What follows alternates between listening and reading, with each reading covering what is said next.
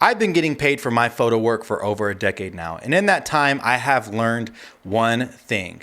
I don't need more, and in fact, less is more. I've gotten into debt for photography. I've gotten into debt for videography. I've bought things that I thought were going to change my world, things that I saw other people had success using, but it was all for naught for the simple reason of I just didn't put the gear that I had to work. Things sat on the shelf. Money was wasted, and by the time that I realized what I did and I resell it, I'm taking a loss because I missed a return window or that specific piece of gear doesn't hold as high value anymore.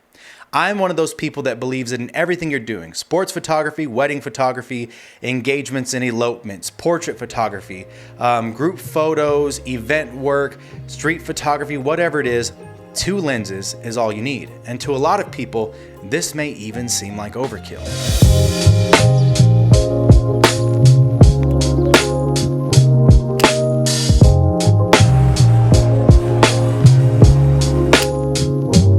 Let me just preface this by saying, if you have more than 2 lenses, I don't care.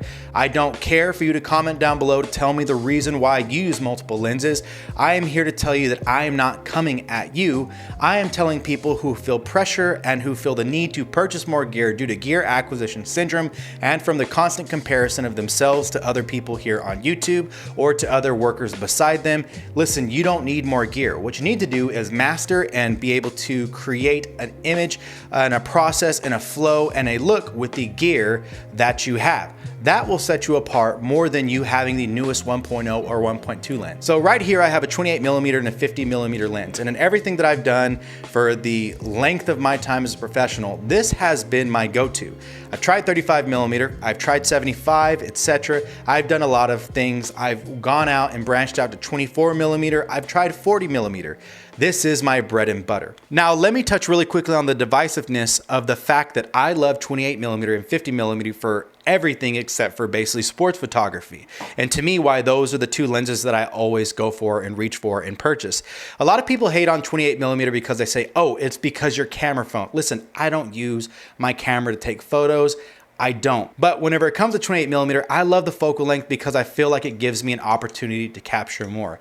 Layering on 28mm is one of the greatest things, and this lens is so versatile. From environmental portraiture, because this lens I feel like is at the end of not having crazy distortion like a 24mm when you get close up to a subject, to even being able to use this for architecture and landscape, but more importantly for street photography, this lens can really just do it all. I love these 28mm lenses. I feel like they are some of the most versatile things ever. People think that 35 is the most versatile lens, and I don't believe that. 35 I feel like is trying to be 28 and trying to be 50, and when you're caught in between, I always feel like I'm wanting more length, or even worse, I'm feeling like I wanted a wider view because I feel like I'm cutting off my subject. 35mm, I feel like I'm always cutting off knees, I'm cutting off legs, I'm cutting off limbs. I feel like there's not enough reach there. But whenever I have 28mm, I'm able to adjust not only where I'm standing, meaning from a plane of forward and backward, but also an up and down. Shooting from the hip on 28mm is one of the funnest things whenever it comes to street photography, whenever it comes to documentary photography, and it's one of the reasons why on Fujifilm system, the 18mm f2 at 27mm field of view is one of my favorite lenses of all time, and one of the reasons why I fall in love with 28mm on every camera system, whether it's Canon, Sony, Nikon, whether it's Leica, whether it's Fujifilm, I always have a 28mm with me. And whenever I give one up, I always come back because to me, this is one of the holy grail lenses that can do anything. So exerting myself into this little area real quick to speak on yesterday, I actually went to a gallery and a community event held by Light Catchers, which is a nonprofit after-school program that empowers youth in the San Antonio, the east side of San Antonio school system. These are 6th, some 5th graders to speak on social justice issues that are happening in their community. And this year they chose to speak on gun violence in east side San Antonio. And these elementary school students were creating amazing work speaking on this, from interviews and photojournalism, detailing conversations with parents who had lost children to gun violence, to just the pictures and the stories they told about the community. the people in the community that are going against it. A mural was painted of a teacher that has impacted their life, which is amazing that the teacher was surprised with it. It was fantastic to see the community come out and support. And if you would also like to support and you live in the San Antonio area, we're actually having an event called Cameras, Kicks, and Coffee happening this Friday, June 16th from 5 to 8 p.m. at Bright Coffee. You'll need to register in a link at the Color Coffee Collective. There's a link in their bio, and it's going to be a fantastic thing. It was great to be able to see them out. It was great to be able to take the 28mm out and take some environmental photos, just shooting conversations with people and everything. And it just really shows that in an event situation how versatile it is, as well as how you can always make it into a pseudo portrait lens. Now let's get real about 50mm and the hate that this lens gets. Listen, it's just not fair. 50mm is a staple lens, and a lot of people say that it's boring. And the reason why they say that it's boring has nothing to do with the field of view. It has nothing to do with the compression. The reason why it's boring is because what people care more about than actually having a good image and a good image that looks realistic is now people care about depth of field and their bokeh whores.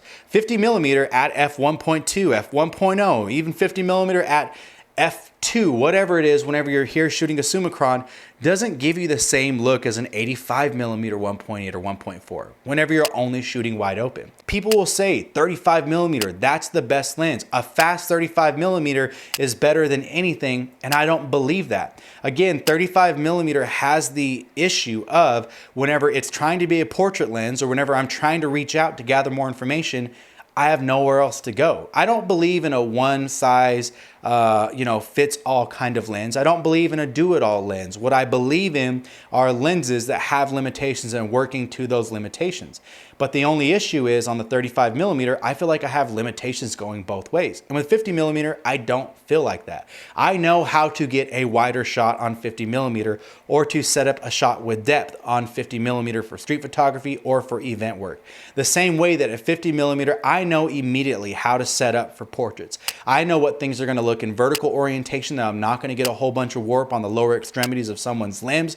I also know that when I'm taking a portrait with this lens, that how the fall off is going to happen whenever it comes to in focus area to out of focus area, at f2, at 1.4, I know what to expect, and it's always going to be stunning. People always like to take shots at things that aren't exotic anymore, but we still love to point out the amazing things that are accomplished with the non-exotic things. Henri Cartier-Bresson, Gordon Parks, I mean, you name it, Annie Leibovitz, people that really cut their teeth on 50mm and really just went out and showed out on 50mm. We love to repost their work and talk about how fantastic they were and talk about how, man, they were amazing artists and how we love their images and how do I get that look? But whenever it comes to the field of view that they used, it's not good enough anymore. And by the way, 50mm lenses are usually some of the smallest ones in every kit, and everyone likes small lenses. Also, backpacking off that, this morning at the time of me creating this, I took a photo walk with one of my good friends, Alexander Goki. He is a professional photographer and photography educator here in San Antonio, Texas. And we walked around after we went to one of my favorite coffee spots, Bright Coffee in San Antonio. We walked around the area and just got to do what I call some relaxed street photography, mostly photographing places and things, not people, homes, structures, etc., busy places, and just looking for colors and things. And we had some great conversations. Alex, of course, is shooting on 28mm and 50mm effective focal lengths, something that he picked up from Binge Heish, so shout out Binge Heish. So I'm rocking the 18mm X Pro 2, boom. How many lenses do you need to have a good kit, do you think? Man, honestly, I'd say 2. I keep it wide and then have one tight lens, so 18mm on a Fuji, it's like 28mm, and then I rock a 35, which is 50mm, and then just portraits and all the tight stuff on the 35, and then 18 is wide, documentary, street. And we just got to just make some photos. We got to walk around and just really just conversate and talk about what things are like from film photography, digital photography. How do you feel about presets and why there's such a negative stigma against that? Unless you use burnt, rust, copper, orange presets, I don't understand the height of that, people being enamored by that. It's just a weird look to me.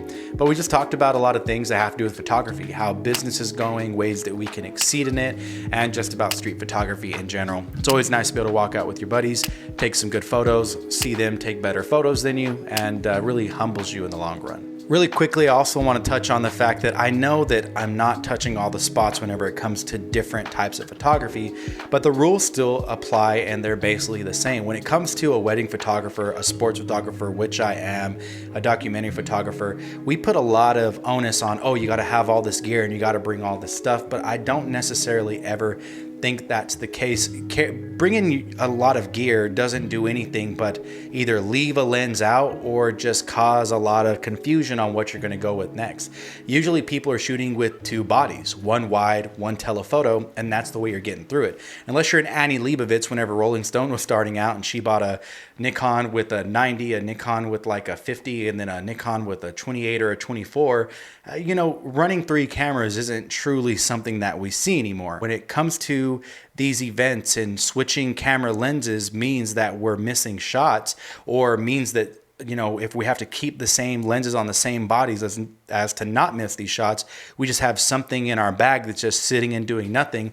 It can become frustrating. You guys know what your bread and butter is, and you should lean to that. In sports photography, I always have a 70 to 200 millimeter equivalent, or recently I've been going more towards the 150 to 300 from Sigma, a fantastic lens. I believe that is going to take about 70% of all of my images, no matter what. But I always have a wider lens, usually a 50 millimeter lens, on a second body to be able to capture things, that are close up, and just be able to switch to really quickly. It doesn't mean that I wouldn't benefit from getting another telephoto lens or another, wide zoom, etc. But because I've learned that this is my bread and butter and these always give me what I need, and this is where I need to be for this example of soccer, of football, of baseball, and no matter what, these two lenses can do it, I just stick with those two lenses.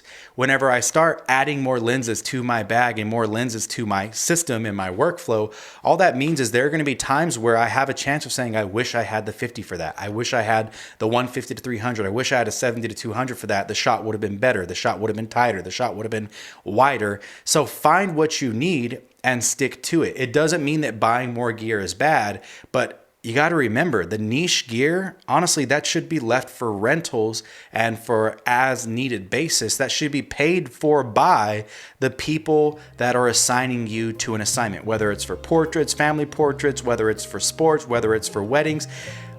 Build that into your bid to be able to rent that gear. You would rather just have them cover the cost and still get the good work than you sink in another $1,000 to $2,000 to $3,000 on gear that, let's just face it, you may not use enough to be even worth the price of point of entry versus just renting it for $50 to $100 for your 2 days and then calling it good and never seeing it until you need it again. I firmly believe that from wedding photography, sports photography, whatever it is, you only need two lenses, whether it's two primes, two zooms, a prime and a zoom mix, it doesn't matter. You can get 99% of what you want to get done with these lenses. And everyone always thinks about, well, it's that 1% that gets you. And it's absolutely not. Because with two lenses, you can still achieve the 1% if you know what you're doing. And marketing and information that comes from camera manufacturers continues to tell us that, well, you need more, you need more, you need more. When honestly, if you have less, decisions are quicker, choices are made easier, and the images always end up looking crisper.